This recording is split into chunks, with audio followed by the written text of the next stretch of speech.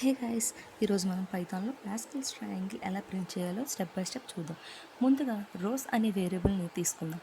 ఇది రోస్ 5 వరకు pascal triangle print చేయాలని చెప్తుంది. ఈ లైన్ లూప్ని 0 నుంచి 4 వరకు రన్ చేస్తుంది. టోటల్ 5 రోస్కి.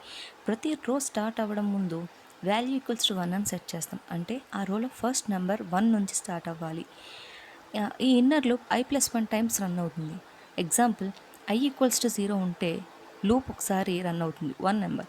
i=1 ఉంటే లూప్ 2 టైమ్స్ రన్ అవుతుంది. So 2 numbers. ఇది రోలో నెంబర్స్ని ప్రింట్ చేయడం కోసం.